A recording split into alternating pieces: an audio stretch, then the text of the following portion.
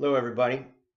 As far as workshopping goes, I've never been to a writing workshop before. I've been to seminars and workshops in education.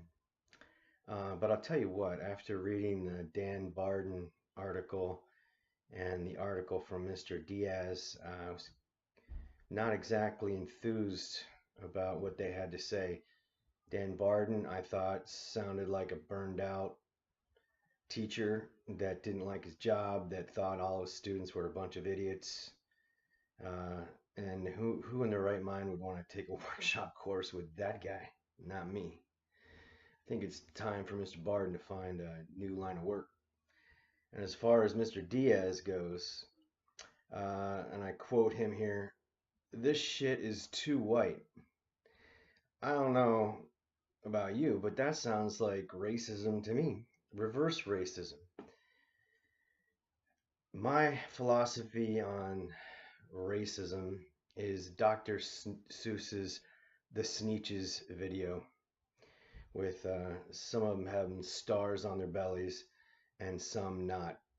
And I just think it's ridiculous, and I think that we need to move beyond thinking like that. And the point of workshops is to take your writing and have other people look at it and help you improve it.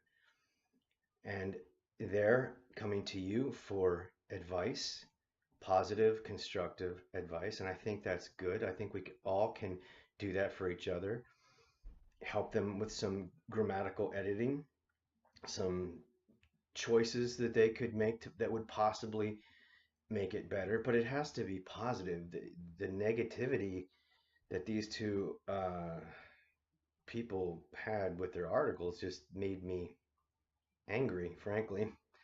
Now, as far as SNHU's policy on MFA writing and workshopping, I was very relieved to read a positive policy there that made sense with objective points, and looking at this as a positive thing to help each other get our work to a higher level. That's the point. Nobody wants to take a course or a workshop and be treated poorly or be told that they don't have a talent. Nobody starts out in anything being good at it. It takes practice. And if you shut somebody down on the first workshop they go to, then you just ruined that person's future. They're not going to want to go do anything more.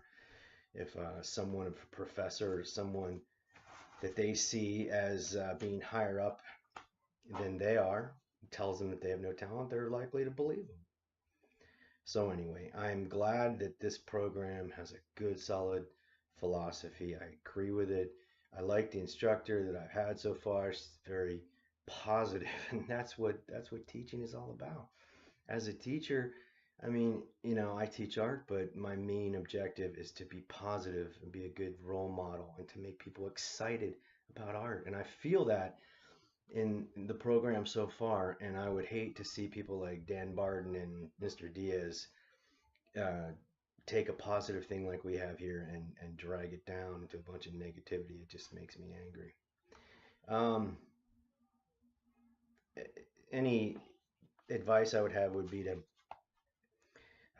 just let people look at your stuff, take the advice with a grain of salt. You don't have to accept their criticism, but probably, you need to look at it from other points of view. I'm an art teacher. I'm not an English teacher. There's people out there with more experience, and I'm sure they can help me out with stuff like grammar and other things. So it's good to listen to people who have been doing it a while and have more experience than you.